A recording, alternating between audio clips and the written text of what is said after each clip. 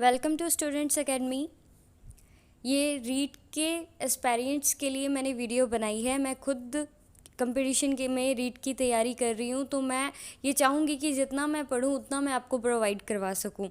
तो आज की क्लास शुरू करते हैं। मेरा मेन सब्जेक्ट बायोलॉजी है, तो सबसे पहले अपने प्लांट्स से स्टार्ट करते हैं। ये आपके सामने एक डायग्राम दिया हुआ है जिसमें प्लांट्स के पार्ट्स बताए हुए हैं। आप चाहे इंग्लिश मीडियम के हो चाहे हिंदी मीडियम के हो, आप दोनों को समझ आएगी। मैंने दोनों में ही ट्रांसलेट इसको किया है।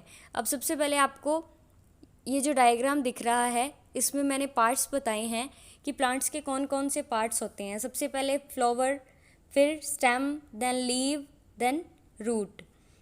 और इस पत्ती के पास या लीव के पास एक आपको छोटी सी पत्ती और दिख रही होगी, ये है बड या कलिका।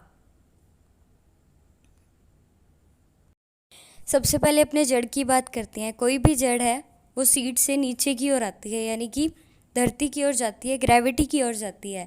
ग्रेविटी की ओर जाने के कारण इसे जियो पॉजिटिव कहते हैं, क्योंकि ये ग्रेविटी की ओर, गुरुत्वाकर्षण की ओर पॉजिटिव रिस्पांस देती है, उसकी ओर बढ़ती है।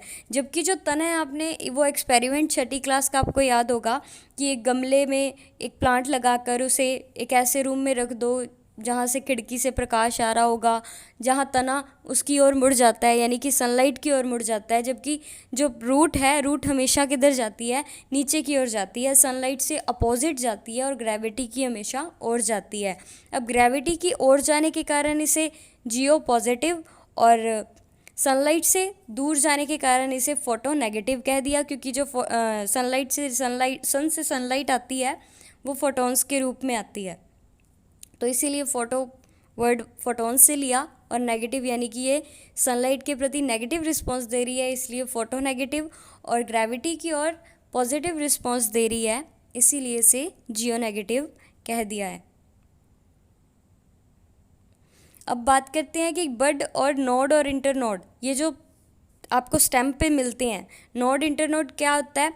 कोई भी स्टेम है उसके बीच जो लाइंस होती हैं, बीच में जहाँ से पत्ती निकलती है, वहाँ एक आपको लाइन क्लियरली मिलेगी। जब भी आप किसी स्टेम को देखोगे तो वो नोड होती है, और जो दो लाइंस यानी दो नोड्स के बीच का जो गैप है उसे इंटरनोड कहते हैं। तो नोड या इंटरनोड और बड जैसी कोई भी स्ट्रक्चर रूट में नहीं पाई जाती है।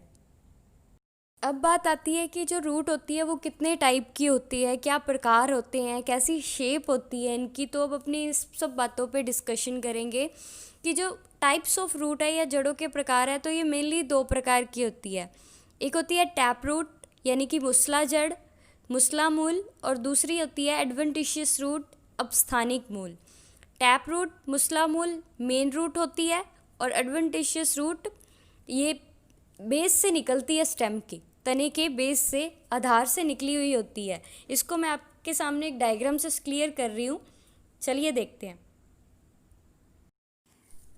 अब ध्यान से देखिए, सीड से नीचे की ओर जो मेन रूट निकल रही है उसे टैप रूट या मुसला मूल या मेन रूट कहा जाता है। ये मुख्य मूल ही मुसला मूल होती है।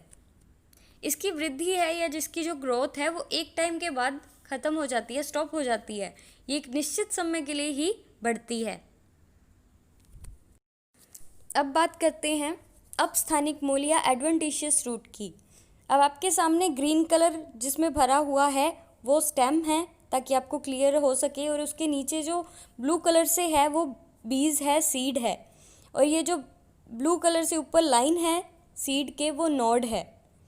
नोड से या तने के या स्टेम के बेस से जो ये रेशेदार जड़ें निकली हुई हैं, रूट्स निकली हुई हैं, ये एडवेंटिशियस रूट हैं। अब आपको इसके नीचे फिर से टैप रूट या मुसला मूल दिखाई हुई है।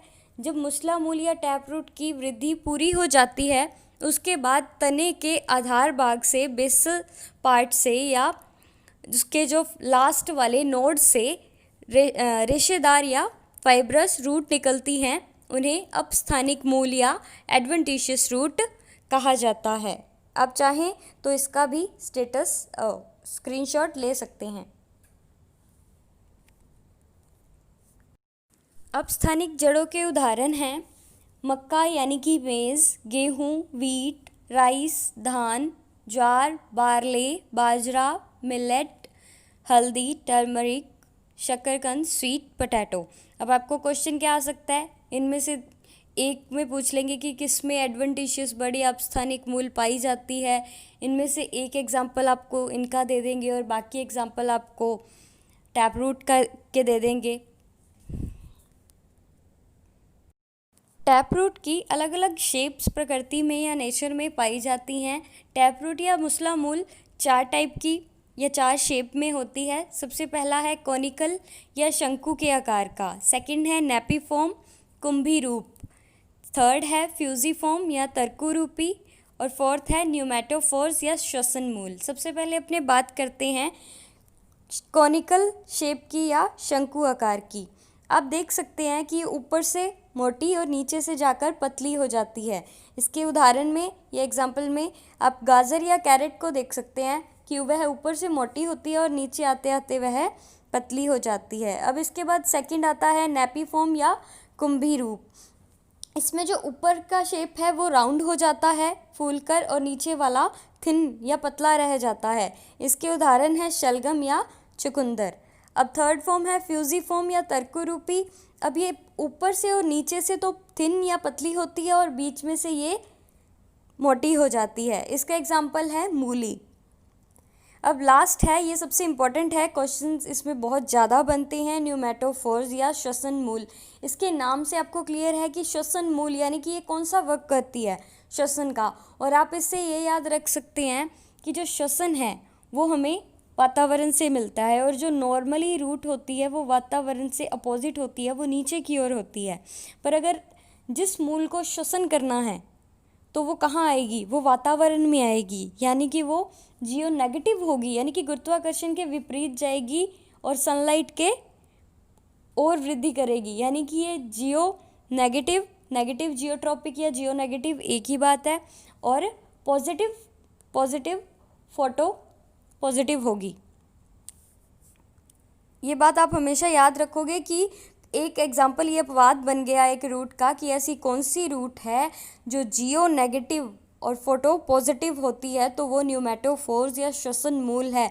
श्वसन से आपके माइंड में आना चाहिए कि श्वसन अगर मूल को करना है तो उसको एनवायरनमेंट में आना पड़ेगा, वातावरण में आना पड़ेगा, तो वो ग्रेविटी से अपोजिट ही आ पाएगी। अगर वो ग्रेविटी से अपोजिट आएगी तो वो सनलाइट के पॉजिटिव रिस्पॉन्स में जाएगी, यानी कि फोटो पॉजिटिव होगी। और ये जो श्वसन मूल है ये अपनों को कहाँ मिल सकते हैं, ये नॉर्मली जो एक्वेटिक प्लांट्स होते हैं उनको जो श्वसन की है वो ज़रूरत रूट से पड़ती है, क्योंकि समुद्र के अंदर या पानी के अंदर इतना ऑक्सीजन उन्हें नहीं मिलता जितना एनवायरनमेंट से उन्हें लेना ज़रूरी होता है। इसीलिए उनमें ये एक तरह का एडप्टेशन है, एडप्टेशन अनुकूलन है।